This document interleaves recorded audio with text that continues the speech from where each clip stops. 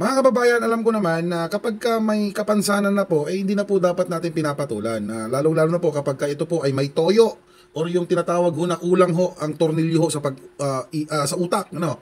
Pero hindi na po kasi maganda itong ginagawa nitong si Kiko Barsaga.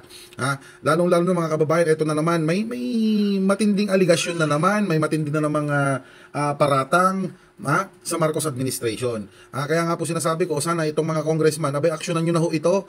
Ito po ang sisira sa inyong organisasyon or dyan sa House of Representatives, yung si Kiko Barzaga. Diba? Lalong-lalo itong kay Representative Boji D. Pakita mo yung pangil mo, Boji D. Huwag kang paano-ano dyan. Tingnan mo yung ginagawa nitong si Kiko Barzaga. Ito mga basahin natin. Sabi dito, Orly Regal Gutesa, the witness who testified against Romualdez can no longer be reached. Sana hindi siya pinatahimik ng Marcos administration. Grabe naman talaga naman, So anong ibig mo sabihin? Pinategi, ganon, ng Marcos administration? Sino ang nagpategi, di ba, kay Gutesa?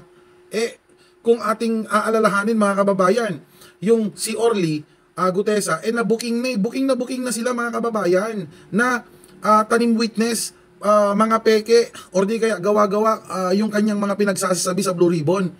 Sino kaya ang may posibilidad na magpategi kung sakasakali man dyan kay Orly?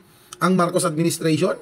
O ang mga nagpabasa sa kanya doon sa peking sworn statement or yung gumawa ng peking sworn statement? Malamang yung nagpagawa ng mga ng peking sworn statement may tendency na magpategi sa kanya. Kasi bakit? Para hindi na siya makapagsalita at maituro kung sino nga ba talaga ang mastermind niyan. Ganun lang yun, Kiko Barzaga. Ano ba namang klase naman itong pag-iisip ng meron nito? Sa bagay, may kapansanan nga, Pero ayun na nga mga kababayan, wag naman sanang ganyan, Kasi, yan tulad yan, may ebidensya ka ba? Na ang Marcos administration nagpategi or ang mga Marcos nagpategi na ng tao? Kaya sabi ko nga ho sa inyo, kayong mga congressman, especially kay Speaker Boji D, ito ang sisira sa inyo dyan sa House of Representatives. Aksyonan nyo na yan. I-ethics nyo na yan. Kasi hindi lang naman yan ang bagong ginagawa niya na pananarantado sa mga senador, kay Pangulo at kung kani-kanino. I-ethics nyo na yan, patalsikin nyo na yan sa House of Representatives, di ba?